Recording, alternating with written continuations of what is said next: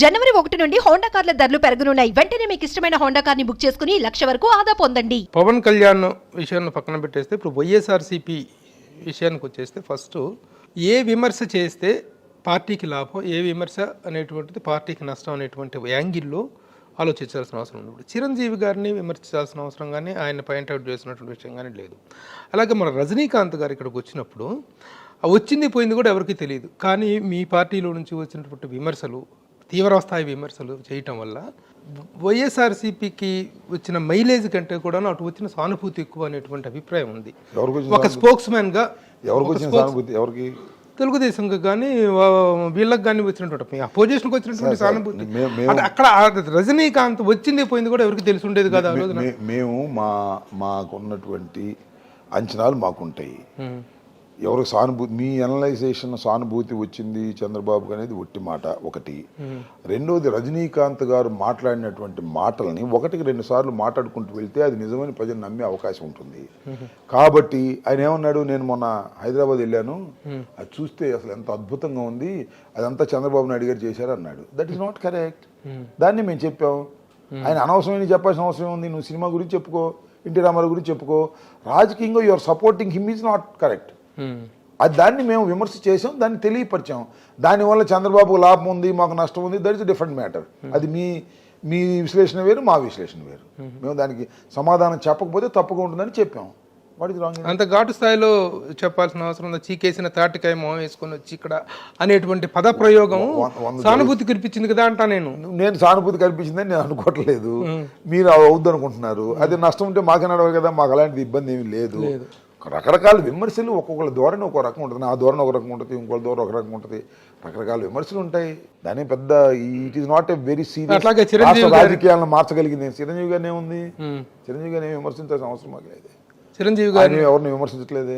రోజా గారు కానీ, రోజా గారు చిరంజీవి గారి మీద ఇప్పుడు కాంపౌండ్ ఎవరిని బయటికి పైకి రానివ్వరు. చిరంజీవి గారి నేను వినలేదు. చిరంజీవి గారిని విమర్శించవలసిన అవసరం లేదు. నెంబర్ 1 నేను ప్రగాఢంగా నమ్ముతున్నా.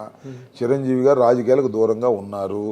ఆయన రాజకీయంలోకి లేరు. ఇప్పుడు ఆయన సినిమాలో ఉన్నాడు. ఆయన సెకండ్ ఇన్నింగ్స్ స్టార్ట్ చేసుకున్నారు. సినిమాలు చక్కగా వస్తున్నాయి. మొన్న కూడా నేను వాల్తేరు వేరే చూశాను, అద్భుతంగా ఉంది. ఇంకా మంచి చలనచిత్రాలు ఆయన తీస్తాడు. ఇప్పుడు వస్తున్న హీరోల కన్నా గొప్ప హీరోగా ఆయన కనిపిస్తున్నాడు. ఈ వయసులో కూడా ఆయనకి రాజకీయాలు మంచిది కాదని, సినిమాలే మంచిదని నిర్ణయం చేసుకున్నాడు. ఆయన్ని మేము కదపవలసిన అవసరం లేదు. మమ్మల్ని అన్నంతవరకు ఆయన్ని మేము చాలా మర్యాదగానే మాట్లాడతాం. ఎవరో మన రోజా అందంటే మరి వాళ్ళకి మరి ఏ సందర్భంలో అందో నేను ఫాలో కాలేదు. నా అభిప్రాయం అయితే అది. ఇప్పుడు ఎవరు వ్యాపారాలు చేసుకున్నా ఏం చేసుకున్నా వాళ్ళ వృత్తి అనేటువంటిది మాత్రం వాళ్ళు చేసుకోవాల్సిన బాధ్యత ఉంది. ఇప్పుడు రాజకీయాల్లో సొంత వ్యాపారాలు, సొంత ఇవి లేకుండా రాజకీయం చేస్తున్న వాళ్ళు ఎవరూ లేరు. ఎవరు వ్యాపారాల వల్ల రాజకీయం.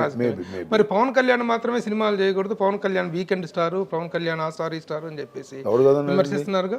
ఎవరు కాదన్నారండి? సినిమాలు 2 పడాలు కాళ్ళు అని విమర్శిస్తానని మీరు ఎలా తీసుకుంటారు? నేను ఒక మాట చెబుతానండి ప్రభు గారు, దీనికి కారణం ఆయనే. ఆయన ఏమన్నాడు, నేను సినిమాలు చేయను అన్నాడు. గుర్తుందా? అవునన్నాడు. మళ్ళీ ఎందుకు చేస్తున్నాడు అని మా పాయింట్. అంతే తప్ప నువ్వు సినిమాలు చేసుకో. ఎవడు కాదన్నాడు?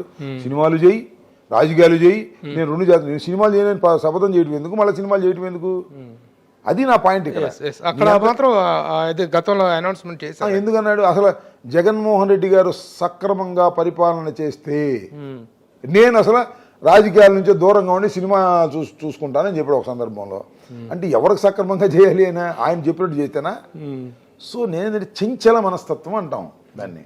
స్టాండర్డ్ లేదు. నేను కాసేపు సినిమాలు చేస్తానంటాడు, నేను ఇవాళ నుంచి సినిమాలు చేయను అంటాడు. అది ఆయనలో ఉన్న ఊగిసలాటను మేము విమర్శించడం తప్ప, నువ్వు సినిమాలు చెయ్యి, రాజకీయాలు చెయ్యి, మాకేం అభ్యంతరం లేదు. కాకపోతే రాజకీయాలకు అక్కడ వచ్చి రెచ్చగొట్టడం, ఇక్కడికి వచ్చి సినిమాలు చేసుకోవడం, అక్కడ వచ్చి రెచ్చగొట్టడం, ఇక్కడ సినిమాలు చేసుకోవడం. ఎవరు డైలాగులు రాసిస్తున్నాడో సినిమాల్లో రాసినట్టుగా నాకు తెలియదు, కానీ పచ్చి బూతులు మాట్లాడటం ఇది శ్రేయస్కరం కాదని మేము చెబుతున్నాం అంతే. వైఎస్ఆర్సీపీ పార్టీ అంతర్గత విషయాలకు వచ్చినట్లయితే, వైఎస్ఆర్సీపీ పార్టీ అనేటువంటిది అధికారంలో లేనప్పుడు, ఈయన 16 నెలలు జైల్లో ఉన్నప్పుడు జగనన్న వదిలిన బాణం అంటూ శర్మిల గారు తిరిగినటువంటి ప్రచారం చేసినటువంటి విధానంగానే అప్పటి ఇదంతా మనందరికీ గుర్తుండే ఉంటుంది. ఇప్పుడు ఆ జగనన్న వదిలిన బాణం జగనన్న వదిలేసిన బాణంగా మారిపోవడానికి కారణం ఏంటని మీరు? ఎవరి దారులు వారు చూసుకున్నారు, తప్పేంటి? ఇప్పుడు ఎట్లా చూసుకున్నారు? What is wrong? సొంత అన్నా చెల్లెళ్ళే కదా కావచ్చు. అన్న వచ్చి అమ్మ చెల్లిని డిస్టర్బ్ చేయట్లేదు, చెల్లి వచ్చి అన్నని డిస్టర్బ్ చేయట్లేదు. ఎందుకు మీకు బాధ? మాకు బాధ ఏంటండి, ఎవరికైనా బాధ అన్నా చెల్లెళ్ళ అనుబంధం అనేది కావచ్చు. రాజకీయాలు వేరు మార్గాలు కావచ్చు. సొంత అన్నా చెల్లెళ్ళే ఒక వరలో మిమ్మల్ని లేనప్పుడు ఒక వర ఇక్కడ ఉంది, చెరుకు వరలో ఉన్నారు వాళ్ళు. ఆమె తెలంగాణ ఉంది అని అదే తెలంగాణకి ఎందుకు రావాల్సి వచ్చింది అని వచ్చింది, రావాలనుకుంది, వచ్చింది. ఆమె ఇష్టం, ఆమెకు స్వేచ్ఛ ఉంది. అన్నా చెల్లెల మధ్య విభేదాలు ఏర్పడటానికి కారణం ఏంటంటే విభేదాలని అనుకోమాకండి. నేను చెప్తున్నా విభేదాలని అనుకోవద్దు. విభేదాలు అయితే ఆమె అక్కడ వచ్చి పార్టీ పెట్టేదిగా. విభేదం ఎందుకు అవుతుంది? ఆమె మార్గం, ఆమె రాజకీయాల ఇంట్రెస్ట్, రాజకీయాలు కావాలనుకుంది, తెలంగాణ రాజకీయాలు చేయాలనుకుంది, తెలంగాణ రాజకీయ పార్టీ పెట్టింది. What is wrong in it? తప్పేం లేదు. సో అది అంతర్గత విషయాలు. కుటుంబం ఒకళ్ళే 2 పార్టీలు పెడతారా? That is left their majors అయిపోయింది, వాళ్ళ ఇష్టానుసారంగా ఉంటుంది. అంతే తప్ప ఎవరిని విమర్శించుకోవటం కానీ ఒకరినొకరు ఇచ్చేసుకోవటం కానీ లేదు కదా సార్. సో దీన్ని భూతద్దంలో చూపించే ప్రయత్నం చేయటం అనవసరమైన సబ్జెక్టు. ఇంతకన్నా దానికి నేను సమాధానం కూడా ఎక్కువ చెప్పాల్సిన అవసరం. మధ్యలో విజయమ్మ గారు శాండ్విచ్ అవుతున్నారు అనేటువంటి సరే, ఇవన్నీ అంతర్గతంగా ఏవో జరుగుతుంది. దాని గురించి పెద్దగా మనం చర్చించాల్సిన అవసరం లేదు. అంతర్గత విషయాల జోలికి ఇంకింతకు మించి నేను వెళ్ళదలుచుకోలేదు. కాంగ్రెస్ లో చేరుతున్నారని చెప్పి అదే దట్ ఈస్ లెఫ్ట్. ఆమె రాజకీయ పార్టీ పెట్టిందో ఆమె ఇష్టం. దాన్ని మనం ఆమె పగ్గాలు ఆంధ్రప్రదేశ్ చేతిలోనూ జగన్మోహన్ రెడ్డి గారి చేతిలో ఉండవు కదా. ఇక అది జరుగుతున్న పరిణామాలు. దీని గురించి పెద్దగా నేను I don't want to comment. నేను అందరూ బాగుండాలని కోరుకునేవాడిని. విజయమ్మ గారు, షర్మిలమ్మ గారు, జగన్మోహన్ రెడ్డి గారు, రాజశేఖర రెడ్డి గారి కుటుంబం అంతా బాగుండాలని కోరుకునేవాడిని. సో అంతకన్నా I don't want to more comment చేయను. ఇంకా అంటే అందరూ ఏకంగా ఉండాలి, అందరూ ఇదిగా ఉండాలని కోరుకునే వ్యక్తి. బాగుండాలి అన్నాను. బాగుండాలి, ఏకంగా ఉండాలంటే పెళ్లి అయిపోయిన తర్వాత మా చెల్లెలు మా దగ్గర ఉండలేదు. అందువల్ల ఇంకా దాన్ని లాగొద్దు, మీరు వదిలేసేయండి. ఇప్పుడు సంక్షేమం ఎక్కువ, అభివృద్ధి తక్కువ అనేటువంటి ఇది ఒక ఈక్వేషన్ చెప్తున్నారు. అభివృద్ధి అంటే వాళ్ళు చెప్పే మాటలు వేరు, చూస్తే అర్థమైంది వేరు. అభివృద్ధి అంటే ఏంటి? ఏమండి 11 ప్రతి జిల్లాకి ఒక మెడికల్ కాలేజ్ కడుతున్నారు. ప్రతి ఊర్లో ఒక సెక్రటేరియట్, ఒక వెల్నెస్ సెంటర్, ఒక రైతు భరోసా, ఇన్ని కార్యక్రమాలు జరుగుతున్నాయి గ్రామాల్లో. అభివృద్ధి అంటే హైదరాబాద్లో పైకి పెరిగిపోవడం అభివృద్ధి అనుకుంటున్నారా? వాళ్ళ తలసరి ఆదాయం ఏంటి? ఆంధ్రప్రదేశ్ తలసరి ఆదాయం నెంబర్ 1 ఉంది. ఇది అభివృద్ధి కాదా? సో ఇవన్నీ మాకు వచ్చిన ప్రాబ్లం ఏంటంటే ఈనాడు, ఆంధ్రజ్యోతి, ఆ పేపర్లు కొన్ని వ్యతిరేకం కాబట్టి వాళ్ళు ఏం జరగట్లేదు అని రాస్తుంటే జనం చూసి అది నమ్ముతున్నారని అనుకోమాకండి. జనానికి వాస్తవాలు తెలుసు. కానీ గతంలో ఎప్పుడైనా పత్రికల పట్ల ఒక అసంతృప్తి ఉంటే అసంతృప్తిని లోపాయకారిగా వ్యక్తం చేయటం అనేటువంటిది రాజకీయ నాయకులు చేసేటువంటిది. బయటపడి ఏ పత్రికని కూడాను నిందించడం అనేట్టు జరగదు. కానీ ఇప్పుడు పచ్చ మీడియా అని చెప్పేసి పొద్దున్న లేస్తే జగన్మోహన్ రెడ్డి, రామోజీరావు గారిని మీరు గుర్తుపెట్టుకోండి బాబు గారు. సాంప్రదాయ రాజకీయాలు, సాంప్రదాయేతర రాజకీయాలు 2 ఉన్నాయి. జగన్మోహన్ రెడ్డి గారు సాంప్రదాయేతర రాజకీయాలకు చెందినటువంటి వ్యక్తి. డైరెక్టే, నో ఇండైరెక్ట్, నో కుట్ర, నో లొసుగు. చెప్పదలుచుకుంది డైరెక్ట్ గా సూటిగా చెప్తాడు అంతే. ఆ రోజు రాజశేఖర రెడ్డి గారి పేర్లు చెప్పకుండా 6 పత్రిక అన్నాడు, కాంగ్రెస్ లో ఉన్నాడు కాబట్టి. ఇవాళ పేర్లు చెప్పి చెబుతున్నాం. ఇది డైరెక్ట్. మేము కుట్రలు, కుతంత్రాలు, ఎత్తుగడలు ఉండవు. డైరెక్టే. ప్రజలతో అయినా, ప్రతిపక్షంతో అయినా, ఎవరితో అయినా డైరెక్ట్ గానే చెప్తాం. దీనిలో సందేహపడే ప్రశ్నే లేదు. ఆ దుష్ట చతుష్టయం మమ్మల్ని ఓడించడానికి కుట్రలు చేస్తుంది. ఆ దుష్ట చతుష్టయాన్ని తరిమి కొట్టండి. ఆ దుష్ట చతుష్టయానికి తోడు దత్తపుత్రుడు. దుష్ట చతుష్టయం ఎవరో మీకు తెలుసు, చెప్పారు.